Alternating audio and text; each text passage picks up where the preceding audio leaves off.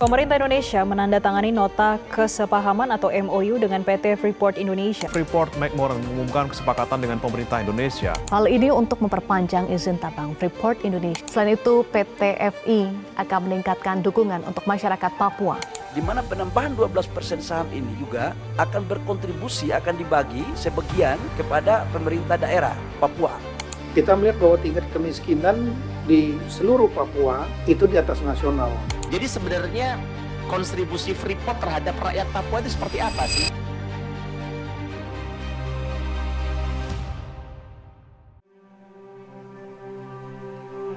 Di Papua berdiri sebuah kawasan pegunungan bernama Grasberg. Tempat ini bukan tambang biasa. Grasberg dikenal sebagai salah satu tambang emas terbesar di dunia dan tambang tembaga terbesar kedua di planet ini. Cadangan mineralnya begitu besar, sampai banyak ekonom menyebutnya sebagai harta karun modern. Perusahaan yang mengelolanya adalah Freeport-McMoRan, melalui anak perusahaannya di Indonesia, PT Freeport Indonesia.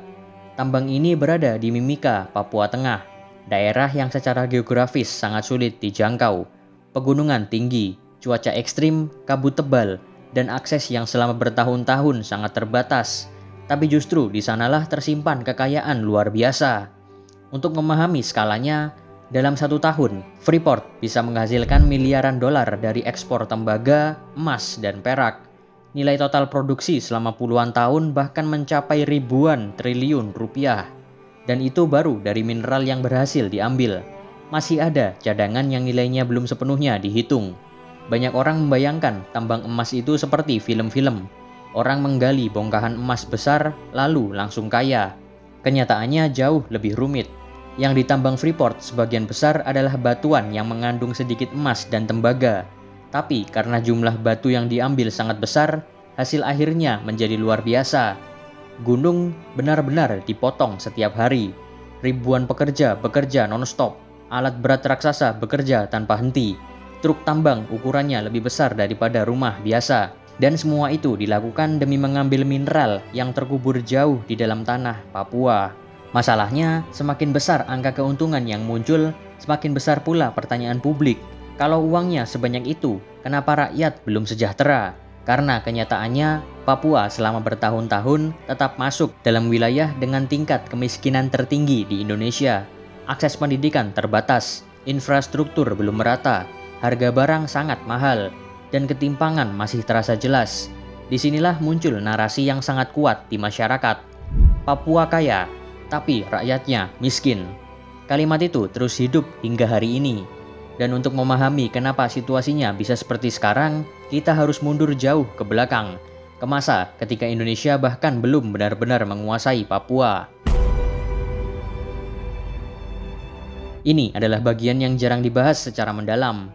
Freeport masuk Papua bahkan sebelum status Papua benar-benar selesai secara politik. Tahun 1960-an adalah masa yang sangat panas dalam politik dunia. Perang dingin sedang berlangsung. Amerika Serikat dan Uni Soviet saling berebut pengaruh. Indonesia di bawah Soekarno mulai dianggap terlalu dekat dengan blok kiri. Di saat yang sama, wilayah Papua masih menjadi perebutan. Belanda belum sepenuhnya melepas Papua kepada Indonesia. Situasi politik sangat tegang. Lalu datanglah sebuah momen penting.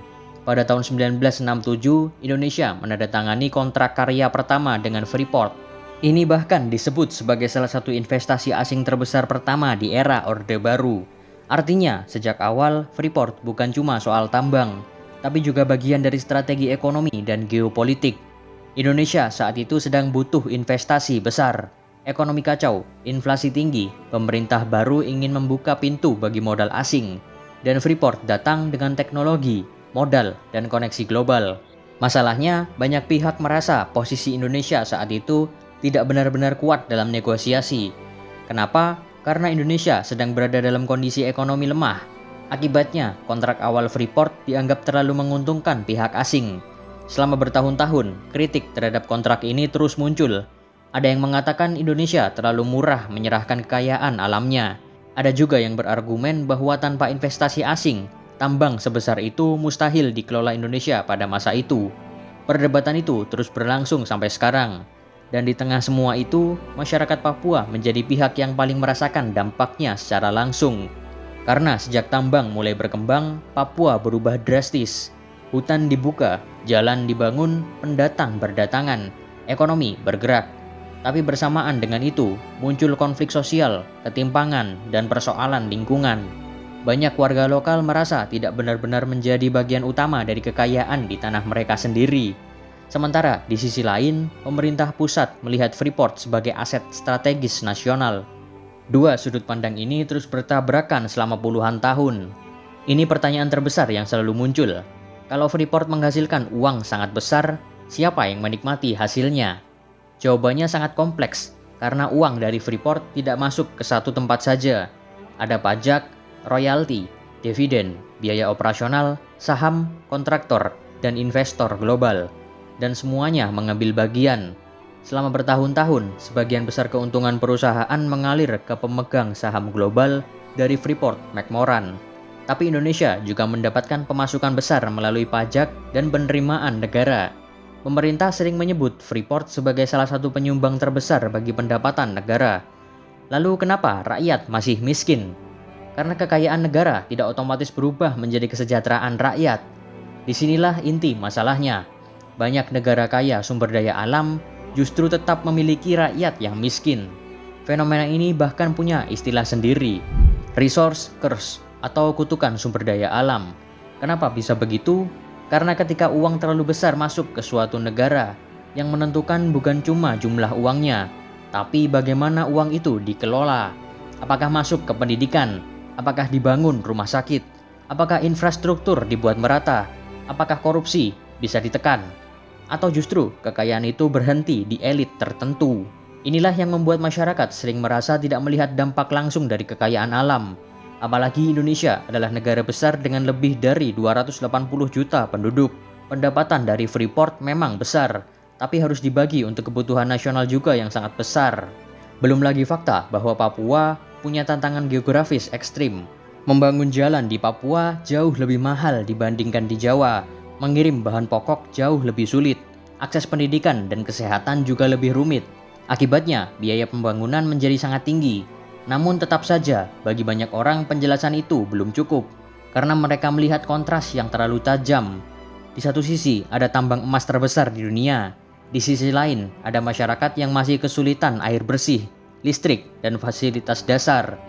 Kontras inilah yang membuat isu Freeport terus menjadi simbol ketidakadilan. Selama bertahun-tahun, ada narasi yang sangat populer. Indonesia hanya jadi penonton di tanah sendiri. Narasi ini muncul karena dulu mayoritas saham Freeport memang dikuasai pihak asing. Banyak orang marah karena merasa kekayaan Indonesia lebih banyak dinikmati perusahaan luar negeri. Tekanan publik akhirnya terus meningkat. Pemerintah Indonesia mulai mendorong renegosiasi kontrak. Dan puncaknya terjadi beberapa tahun yang lalu. Indonesia melalui Main ID berhasil mengambil alih mayoritas saham PT Freeport Indonesia. Ini dianggap sebagai momen bersejarah, karena untuk pertama kalinya Indonesia menjadi pemegang saham mayoritas. Pemerintah menyebut ini sebagai langkah besar menuju kedaulatan sumber daya alam. Banyak media menyebut Freeport sekarang milik Indonesia. Tapi apakah sesederhana itu? Tidak juga, karena mengelola tambang raksasa bukan perkara mudah. Tambang modern membutuhkan teknologi tinggi, modal sangat besar, SDM ahli, dan jaringan pasar global. Itulah sebabnya perusahaan asing masih tetap terlibat. Selain itu, keuntungan tambang juga tidak langsung berubah menjadi uang tunai yang bisa dibagi begitu saja. Ada biaya operasional yang sangat besar. Tambang bawah tanah Freeport termasuk salah satu proyek teknik paling rumit di dunia. Biaya infrastrukturnya luar biasa mahal. Belum lagi risiko kecelakaan, fluktuasi harga komoditas global, dan tekanan ekonomi dunia. Namun meski Indonesia kini memegang saham mayoritas, kritik tetap belum berhenti. Karena bagi masyarakat, ukuran keberhasilan bukan sekedar saham, tapi perubahan nyata. Apakah masyarakat Papua lebih sejahtera? Apakah pendidikan membaik? Apakah kemiskinan turun drastis? Pertanyaan itu terus menghantui. Dan selama jawabannya belum terasa nyata di kehidupan sehari-hari, isu Freeport akan terus menjadi bahan kemarahan publik. Sekarang pertanyaannya bukan lagi berapa banyak emas yang tersisa, tapi apa yang akan dilakukan Indonesia dengan kekayaan itu? Karena suatu hari nanti cadangan tambang pasti habis, gunung tidak bisa ditambang selamanya. Dan ketika hal itu terjadi, yang tersisa adalah pertanyaan penting. Apakah Papua sudah benar-benar dibangun? Apakah masyarakat lokal sudah mendapatkan pendidikan berkualitas? Apakah ekonomi lokal sudah mandiri? Apakah generasi mudanya punya masa depan yang kuat? Atau justru setelah emas habis, yang tersisa hanyalah kerusakan dan ketimpangan? Inilah pertaruhan besar Indonesia. Karena Freeport bukan cuma soal bisnis. Ini ujian tentang bagaimana negara mengelola kekayaan alamnya sendiri. Dan dunia sedang memperhatikan. Karena banyak negara berkembang mengalami masalah yang sama. Kaya sumber daya, tapi rakyat belum sejahtera. Indonesia sekarang punya peluang besar. Hilirisasi mineral mulai didorong. Industri pengolahan mulai dibangun. Kontrol negara terhadap sumber daya meningkat. Tapi tantangan terbesarnya bukan cuma soal produksi, melainkan pemerataan hasilnya. Karena rakyat tidak hidup dari angka pertumbuhan ekonomi di layar televisi. Rakyat hidup dari harga sembako, lapangan kerja, pendidikan anak, dan kualitas hidup sehari-hari. Dan pertanyaan terakhir yang muncul adalah siapa yang benar-benar merasakan manfaatnya?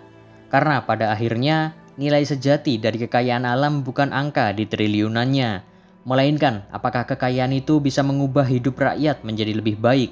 Dan selama pertanyaan itu belum benar-benar terjawab, cerita tentang Freeport akan terus hidup. Bukan hanya sebagai tambang emas terbesar, tapi sebagai salah satu misteri terbesar tentang kekayaan Indonesia.